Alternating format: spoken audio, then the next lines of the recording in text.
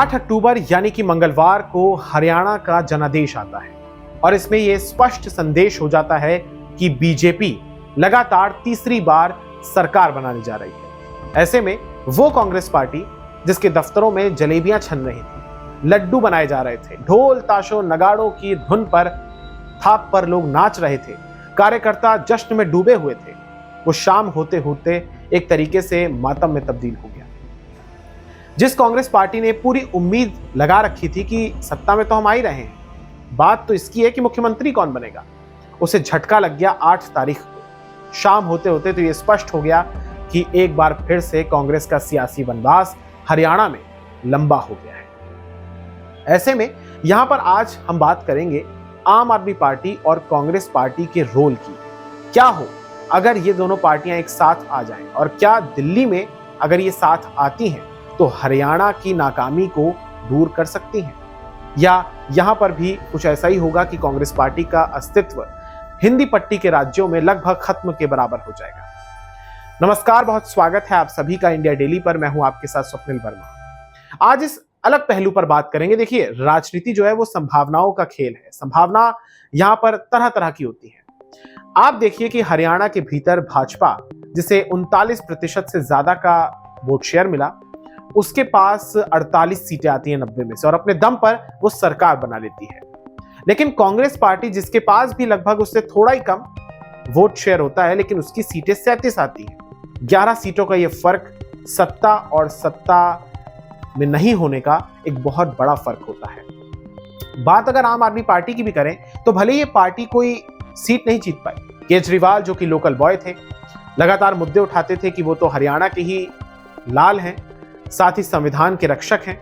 ये भी उन्होंने कई बार कहा कि उन्हें एक तरीके से जो जेल में डाला गया, उनके साथ जो कुछ भी हुआ, उस तमाम घटनाक्रम को वो बताते थे। दिल्ली में एलजी के हस्तक्षेप को वो बताते थे, तमाम चीजों को वो बताते थे, फ्री बिजली, फ्री पानी की बातों को वो कहते थे। और ये उनके अंदर भी था कि पंजाब और दिल्ली में चूंकि आम आदमी पार्टी की सरकार है तो इसका प्रभाव हरियाणा पर जरूर पड़ेगा। लेकिन हुआ ऐसा नहीं। हाँ, ये एक बात जरूर हो गई कि 1.5% से ज्यादा का वोट शेयर उनके पास भी रहा। तो यहां पर बात यह है कि क्या हरियाणा से दिल्ली में कुछ प्रभाव पड़ सकता है? कांग्रेस पार्टी दिल्ली के चुनाव में क्या सीख सकती है? यह बात है आज की। तो देखिए, सबसे पहले आप ये देखिए कि जहां एक तरफ कांग्रेस पार्टी के पास पूरा कैडर था हरियाणा में, लेकिन वहां भी वो नहीं जीत पाई। किसान, जवान, पहलवान, संविधान के मुद्दे को उन्होंने इस कदर उठाया कि लग ही रहा था, और एग्जिट पोल भी इस तरफ इशारा कर रहे थे कि भाजपा की विदाई तय है। लेकिन जब जनादेश आया, जब रिजल्ट्स आए, तो हमें दिखा कि कांग्रेस पार्टी के साथ तो खेला हो गया, धोखा हो गया। उन्होंने आरोप लगाए, ईवीएम पर आरोप लगाए, चुनाव आयोग पर आरोप लगाए कि एक तरीके से स्लो काउंटिंग हो रही है। शिकायत भी करने वो लोग गए, लेकिन रिजल्ट तो आ चुका है। रिजल्ट यही है कि हरियाणा में बीजेपी की सरकार है। अब आने वाले कुछ महीनों में दिल्ली में भी चुनाव होने हैं। अब इस दृष्टिकोण से अगर हम बात करें तो दिल्ली में आम आदमी पार्टी बहुत मजबूत है। आप देखिए कि पंजाब में आम आदमी पार्टी और कांग्रेस पार्टी के बीच कोई गठबंधन नहीं है। सत्ता में आम आदमी पार्टी है और विपक्ष में कांग्रेस पार्टी है। लोकसभा चुनाव भी जो हाल ही में हुए थे, उसमें आप देखिए विचित्र परिस्थितियां थी। दिल्ली में जहां एक तरफ लोकसभा चुनाव के दौरान कांग्रेस पार्टी और आम आदमी पार्टी ने साथ में गठबंधन किया था, तो वहीं पंजाब में आप देखिए कि दोनों दल अलग अलग लड़े थे। और पंजाब में सत्ता में आम आदमी पार्टी है, लेकिन ज्यादा सांसद कांग्रेस के आए थे।